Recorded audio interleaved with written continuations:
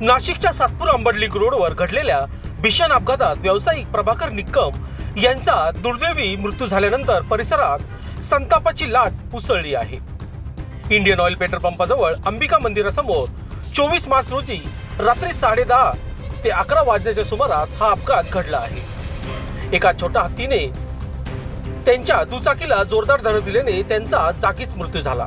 या घटनेमागे रस्ते कामातील प्रचंड निष्काळजीपणा कारणीभूत असल्याचा गंभीर आरोप स्थानिक नागरिकांनी केला आहे. संत गतीने सुरू असलेले काम, योग्य सूचना फलकाचा अभाव आणि ठेकेदार व अधिकाऱ्यांची हलगर्जीपणा यामुळे अपघात झाल्याचे सांगितले जात आहे.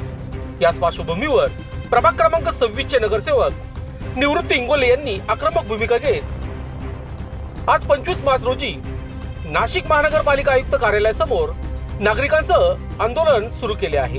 आंदोलनकर्त्यांची स्पष्ट मागणी आहे की मृत प्रभाकर निक्कम यांच्या कुटुंबियांना तातडीने न्याय मिळावा, तसेच संबंधित ठेकेदार आणि जबाबदार अधिकाऱ्यांवर कठोर कायदेशीर कारवाई करण्यात यावी. जोपर्यंत कुटुंबाला न्याय मिळत नाही तोपर्यंत आंदोलन सुरूच राहील, असा इशारा नगरसेवक निवृत्ती इंगोले यांनी दिला आहे.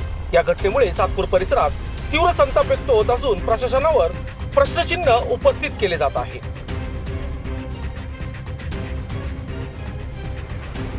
लोकशास्त्र न्यूज साठी बंटी आढाव, अंबड.